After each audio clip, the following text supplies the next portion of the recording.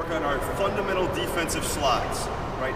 Always focusing on staying low, making sure our slides are done properly so that we get into a game, we can guard somebody the right way. We're not sliding improperly, so now a good offensive move is gonna beat us and go by to the basket, right? So the first thing we're gonna do, this drill is gonna combine defensive slides and transition defense. Now transition defense, you're almost always gonna end up boxing out after a shot goes up, so you're almost always gonna end up facing the basket this way, so transition defense is gonna be played face the basket to sprinting back. So when we do our slides in this, we're gonna do slides facing the basket, okay? Now if you can just see what I'm doing right here, we just wanna go over a few things that we wanna do properly when we slide defensively. The first is, we wanna always be low, making sure our back is straight, our butt is to the ground, we're sitting down and we're lower than the offensive player.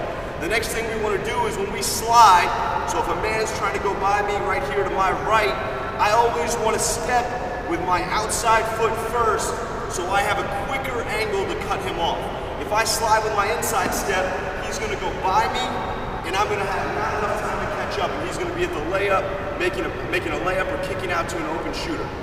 So now what we want to do is we want to take our outside step and we want to push off our instep and step and then slide, so now we're going to cut off our man a little bit better. All right, so in full speed it will look like step, slide, and we never want to bring our feet closer than shoulder width apart. Maybe a little bit, but the one thing we don't want to do now is we don't want to step and click our heels and stand up. We always want to be low, and we want to slide, choppy step so that we're staying in front of our man, okay? And so what we'll do now with this part is we'll start with our back facing, our chest facing the basket, and we're gonna be outside the lane.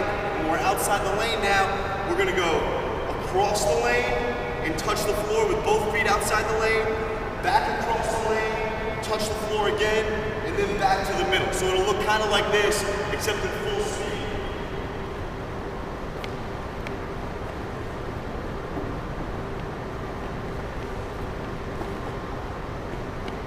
And then what we do when we get here is we're going to play transition defense. Act like a shot goes up, and we're going to sprint back all the way until about the NBA three-point line, maybe this blue line if you're on a college court, touch it, and now we're sprinting in to get a shot, right? And if we don't have a ball, once again, we want to just simply put our ball down right where you're going to pick it up.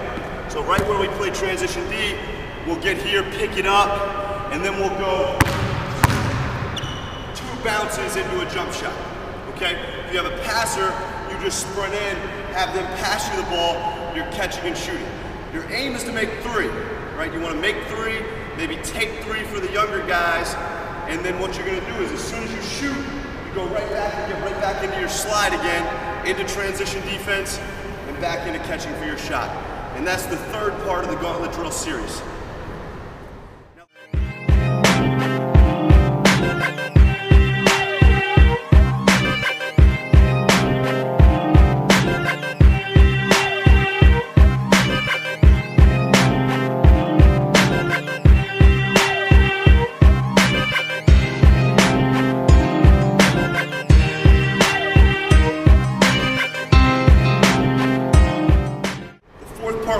On is something we call recovery defense, right?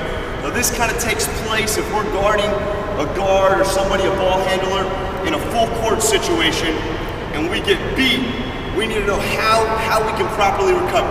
A play's not dead just because a guy gets by us, especially in a full court situation. We need to know how we can recover quickly to try and get back in front of him and make a play.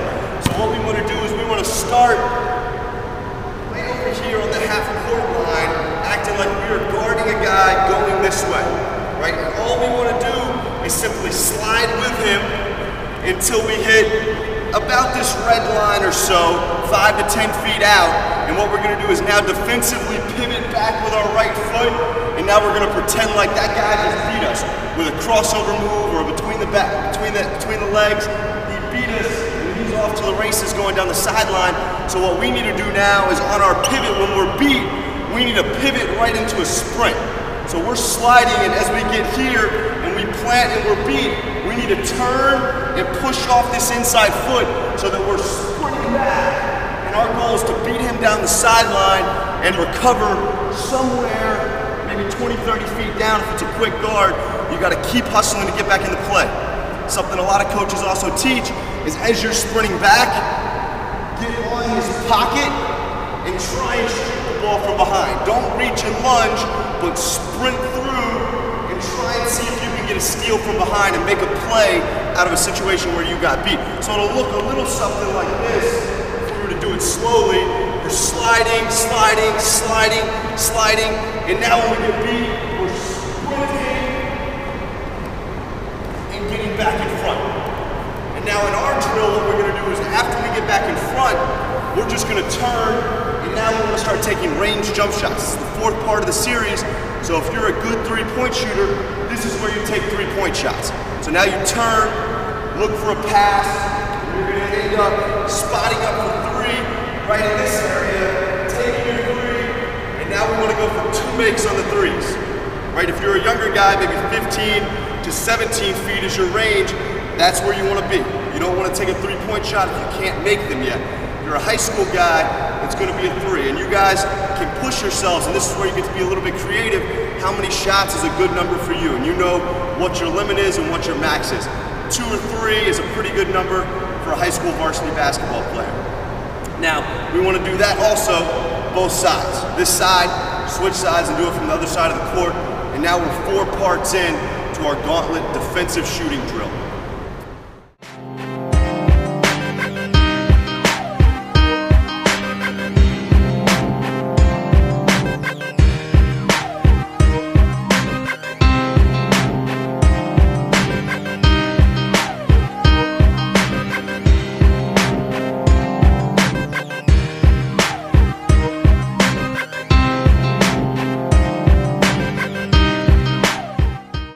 Now we're going to work on our 5th fundamental of defense, which is closing out. A very important part of the defensive game for you is how well you're able to recover to an offensive player who has an open shot or a driving opportunity. And we want to always, when we close out, be able to close a guy down in a situation where we're going to be able to A, not give up a wide open shot, and then B, not make ourselves susceptible where we just get blown by. So there's 2 things we need to do. One is, as we come into our closeout, we need to make sure our butt is always low, ready to play defense, and 2, our hand is high, right? Now, how do we get into that position? It's pretty easy. In a closeout situation, you're always gonna find yourself 10 feet away from an offensive player. Normally, a player's catching at the 3-point line, facing the basket, and you need to close him down, right? So what we wanna do is we always wanna, if we're gonna say a man is at the 3-point line, we always want to go from the lane, recognize the closeout situation, take our first 2 steps as hard sprint steps at our man, and our last 6 steps are going to be choppy steps, breaking him down with my hand high and my butt low. So if he does decide to drive now, I can take off and stop him. All right? What we're going to do is we're just going to simply, without a ball, without a pass, start in the middle of the lane and do a closeout now to guard somebody at the 3-point line. Once we get there, after we close 2, chop, chop, chop, hand high, we're simply gonna turn, receive a pass from a partner, and take another 3. And we wanna end with making 3 to 5 threes for a good shooter. So 3 to 5, push yourself at the end, make more shots than you made for the rest of the time. That's the only spot you're doing your closeout drill from.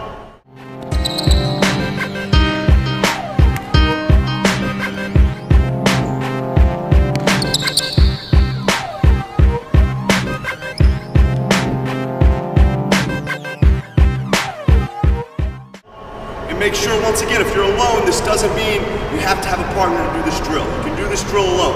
It just simply means taking a ball, putting where you want it for the next part of the drill. And remember, if you get tired going through it, don't go inside, don't take a break, just go right to the free throw line. Take 5 free throws. If you're tired and you need a 2-minute rest, go to the free throw line, get 5 free throws in, go right back into the next part of the drill. Challenge yourself with this drill. This is a tough drill. This is one that we use up at Hoop Group Skills Camp to work on our defense, our conditioning, and our shooting. Have fun with it, and I hope you guys enjoy the drill.